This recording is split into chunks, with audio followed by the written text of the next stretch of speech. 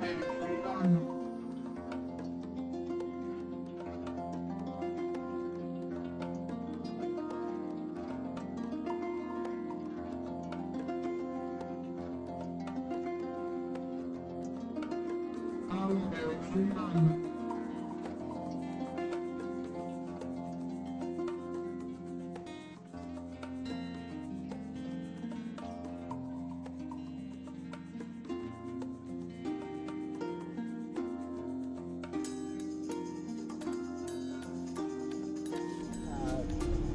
Stones would have happened anyway, but the Beatles changed music.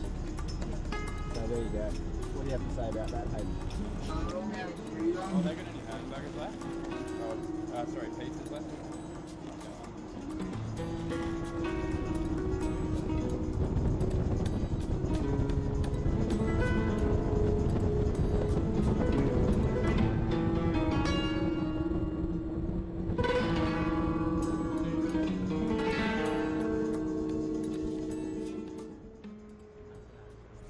Yeah. And then after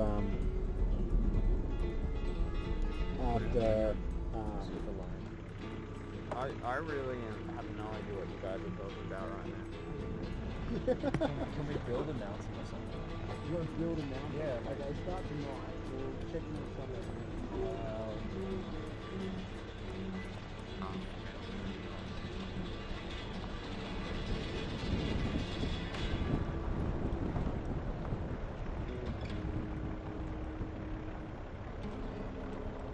We had a partnership with a local organisation over there, and it got rockier and rockier and rockier until in February 2011 we had to say, look, we just don't think we're going to be able to work with you guys anymore. I mean, mistakes are good. You're all going to make mistakes over in India.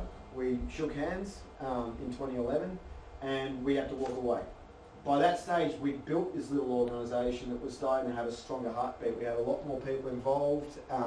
We had corporates who were raising money for us. We had some real good academics on the board and in our periphery who saw what we were doing and wanted to contribute more. You guys are from completely different backgrounds, completely different faculties, completely different areas of study. Together though, the program is designed to harness your collective intelligence so that we can solve these problems. We're not sending you on a tour, and I don't consider you guys volunteers. What attracted me to the 40K Foundation was the fact that I was looking at doing something interesting, challenging, rewarding and different during my winter break. And then I heard about the 40K program and I thought that it would be an awesome and rewarding thing to do because I've never travelled before. And I'd always been looking at doing volunteering somewhere.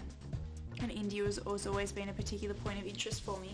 Having never been to India before, my expectations for this trip are really quite open. I'm not 100% sure what it's going to be like. I'm expecting to be confronted. I just think it'd be a huge risk on my part, but at the same time, you know, great kind of generous adventure. I've travelled quite a lot. I've lived in 5 countries and been to over 20. I volunteered in Thailand at an orphanage before, but nothing really seemed quite similar to the 40K project itself.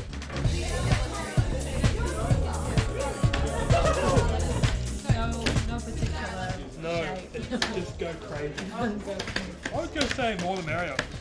We have More a the lot merrier biscuits. Yeah, Why? more the merrier everything. I got an email from uni asking me if I'd like to go. I've always wanted to go to India, and this is kind of the career trajectory I want to follow. Just the fact that I want to pursue a career in aid work, and I just wanted as much experience as possible with an organisation to see the ins and outs. I don't really think the weekend could at all in any way prepare us for what we're going to see in India, but I guess it gives us some kind of indication and I suppose reassurance, and it gives us a chance to meet everybody before we're actually there, so that we're not just going there with people that we 100% don't know. At least we get a chance to know everybody before we leave.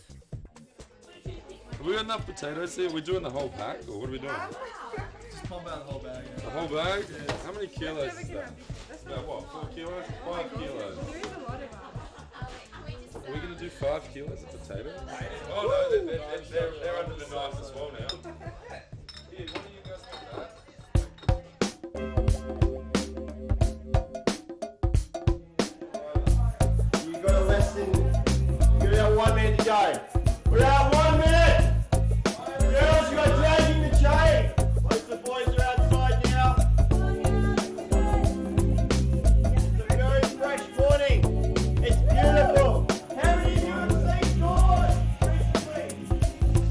It's cold.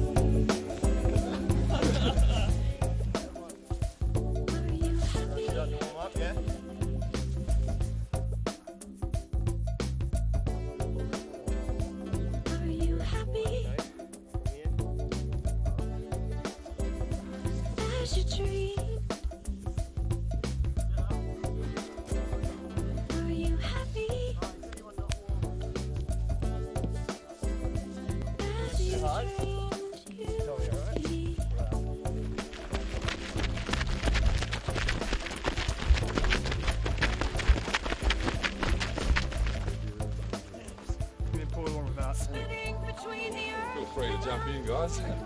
This is like getting back to down. Well, that's the point.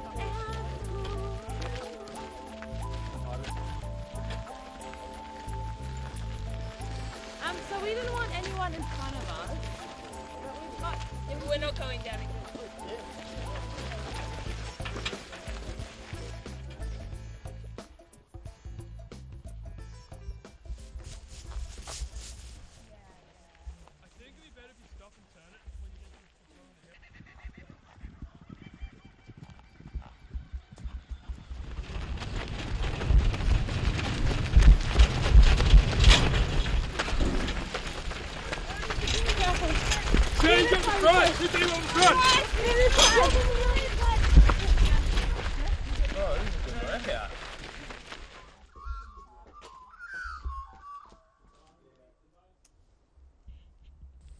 One thing that I'm really scared about going to India, for me personally, is that I won't be able to detach myself from everything that's going on and all of the things that I see in day-to-day life and all of the things that I hear.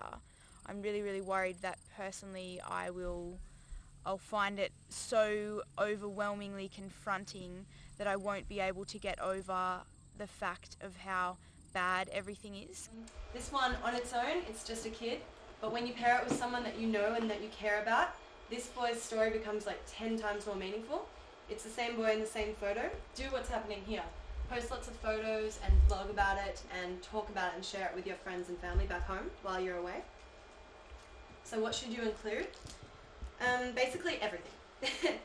I think I'll either have a feeling of being really empowered to do things in a really logical way to fix it, or feel really defeated and kind of beaten by how much of a massive problem it is. And so we want you to share your experiences, but the good and the bad. We want you to share your frustrations. We want you to be honest and open about everything because we have nothing to hide, and it'll make it a lot more genuine if you do so. And the key to all of this is photos. The weekend has taught me that you can come together with 20 people who you've never met before and who come from so many different backgrounds for you, but you can still be really great friends with them. You can still have a lot in common with them. You can still really connect on a deeper level than what you would have previously thought.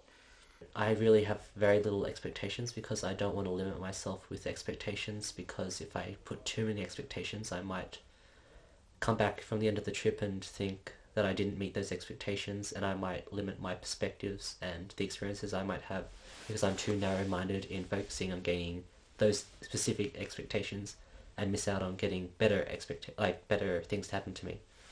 I'm expecting though that it's going to be challenging, very, very challenging. And I expect that when I step off the plane into the airport in Bangalore, I'm going to be so shocked by what I see and continue to be shocked by what I see throughout the whole month. So I guess what I'm most interested in is seeing how we're all going to change, because we're all very idealistic.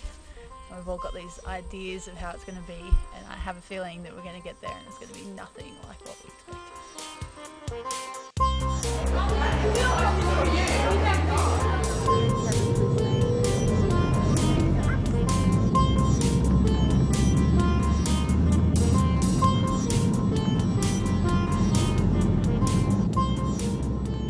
Well, here goes nothing.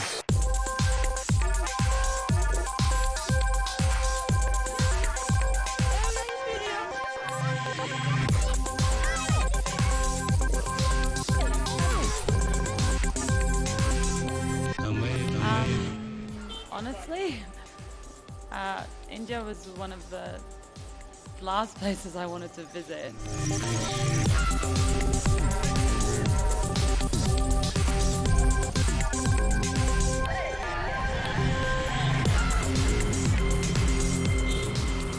I wanted to see India. I've obviously been here before, but only with family, and I kind of wanted a bit of an independent experience. I also have an interest in human rights, so I wanted to understand the human rights issues in India. The idea of going to another country and putting your own self on the line for cultures and kids that you didn't know, and just that aspect of it, actually just putting myself second. I've never done anything as extensive as this before. I came here for these kids. I wanted to see what it was like. I wanted to be able to offer something that you know, it's not easy for them to get any other way, or I wanted to be able to offer something to them.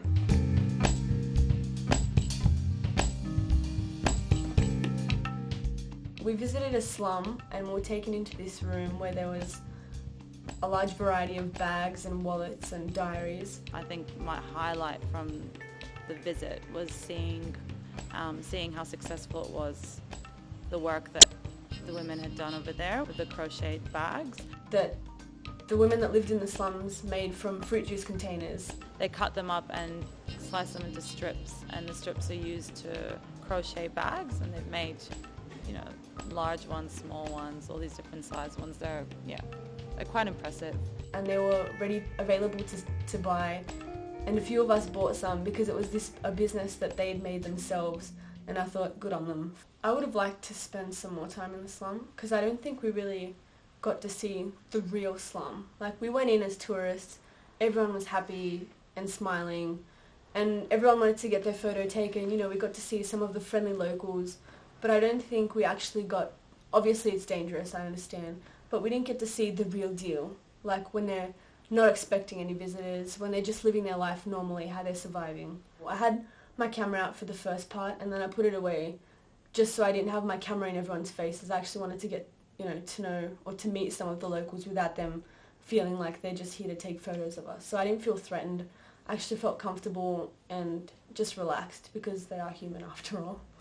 I think to see that there's such extremes between wealth and poverty in India, and to be exposed to that, and to kind of comprehend how that even exists, how such a gap is still existent.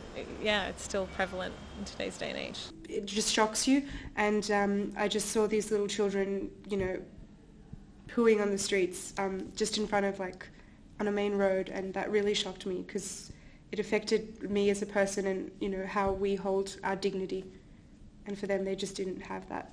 And seeing the poverty levels here in India on the streets is affecting me already. It's really making me upset, but you can't help it. You can't fix it all.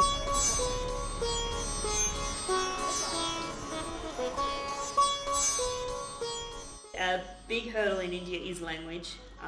A lot of them understand basic English, but sometimes even that's not enough.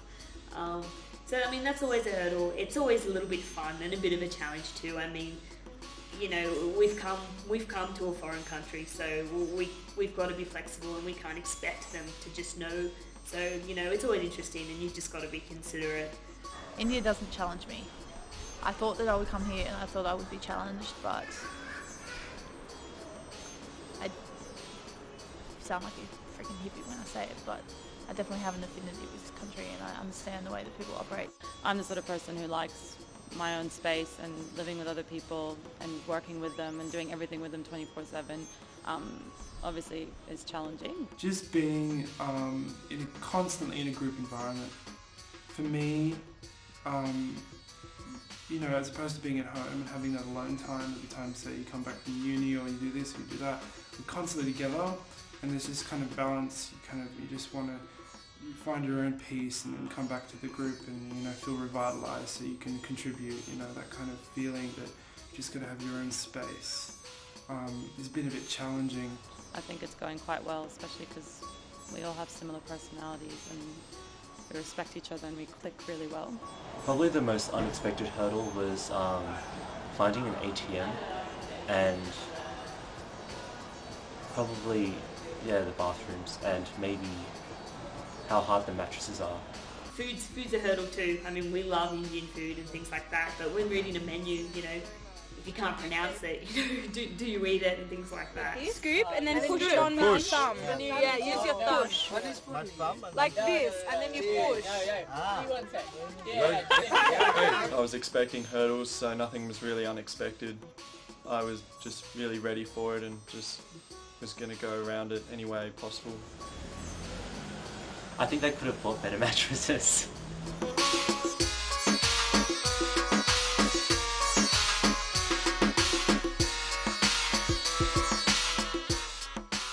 The Plus Centres are amazing. They only set them up recently and those kids are so eager to go there. Like, and you see like even the kids who don't go, they just wait outside the gate. They poke their heads in the window try and be a part of it because like the classes are full so they can't get in.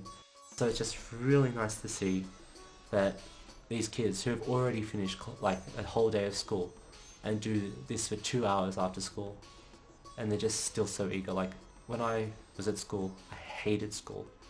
I'd go and leave. I'd pretend to be sick so I didn't have to go. I would never go to tutoring after it because I would like whinge and moan like a little bitch. But it was just amazing to see how eager they were.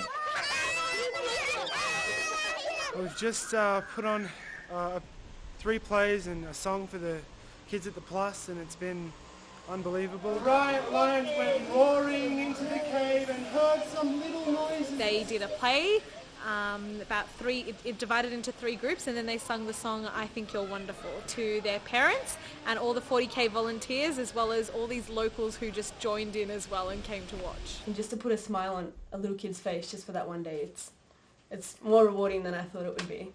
I really didn't think much of this project, but after seeing the presentation and just seeing how excited the kids were, it just made me really excited and happy, and I think this is probably the best moment I've had in India so far. I don't think I've ever been so proud of kids ever as much as I have today. Just so proud of them. Amazing.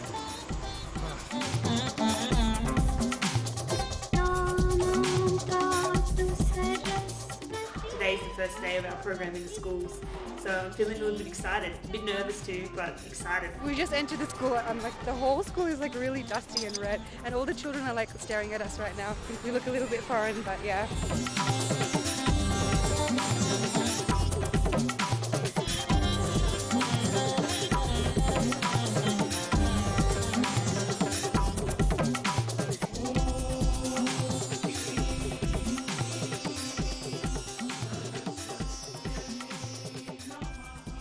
Our impact project, the solar project, it's been subdivided into 7 smaller tasks. My one that I'm overseeing is to do with the training. So basically, in the next couple of days, I want to make sure that everyone in the quarry community knows how to care for and get the best usage out of their panel and their lighting and their battery and the wiring. We're here in sunny Bangalore. We are testing our solar kits as part of the first phase of our solar energy project. You can see here the stuff we've got. We've got the 10-watt solar panel. This is the one that's been distributed in the communities currently. It's the one everyone has. We've got some smaller panels as well. These ones here. We haven't distributed these out into communities mostly because they don't absorb as much power during the day. So if they have this battery and that panel, they end up in a deficit where they use more power during the day than during the night than they can get back the next day. So eventually the battery wears out. That's why we've been going with the 10-watt panels, because they sort of match up a little bit. It's not perfect, but we're working on it.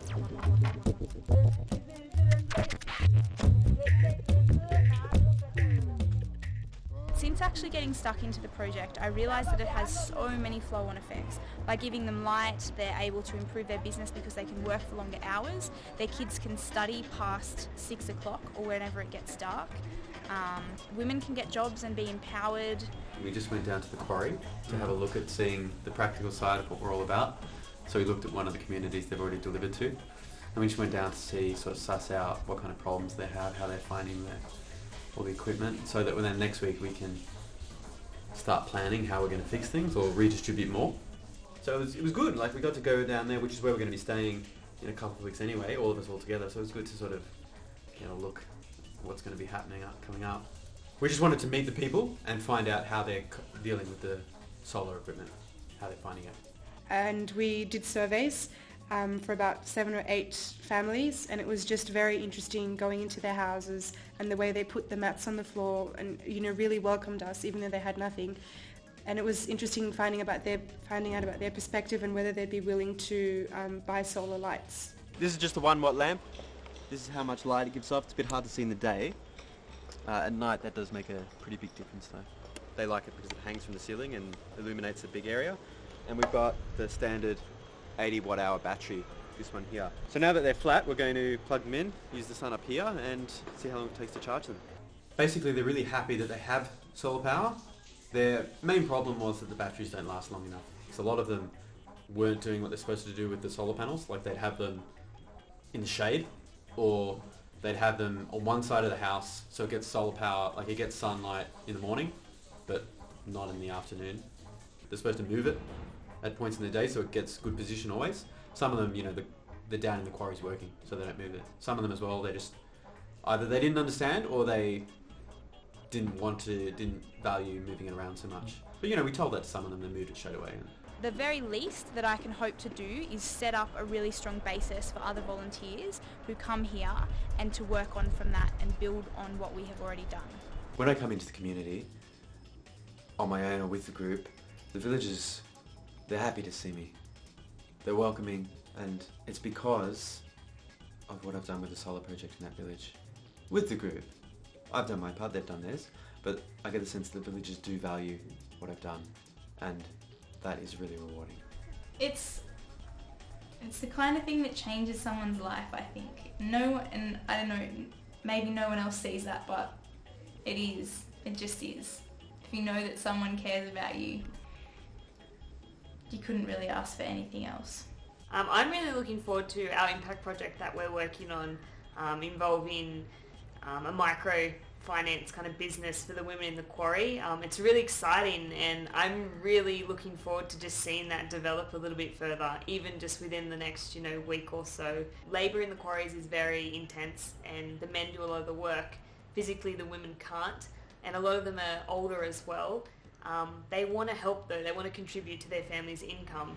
So they kind of approached 40K and said, yeah, what can you help us so that we can help our families? So working out a product that can be made in the free time of the quarry workers, which will actually produce an income for them and help fund the 40K plus centres. What we've come up with is this using the granite dust, which is a resource that there is plenty of in the quarries. It's free. So we've tried a whole heap of mixtures, and so today we have tried yet another combination, but we're using granite dust and plaster of Paris, and we're hoping that's going to work. This can be something that the women can be proud of when they make it, and it's something that they will have as a business. The business will be owned by the women, it will be run by the women, and they will benefit fully from it. So it's really exciting. I'm just hoping to make some progress in terms of the actual product that we're aiming to create, and then have a model set up and enough information put down for the next group that comes on so that they can take it on and make it work, and just have something that is tangible for the next group to take on.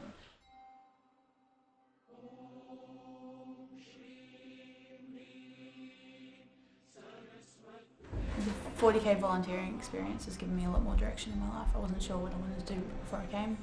Now I realise I really want to help people, and not necessarily through the same sort of program, because I'm not sure that personally I was incredibly suited for it or it was exactly what I needed, but it's definitely given me a lot more direction.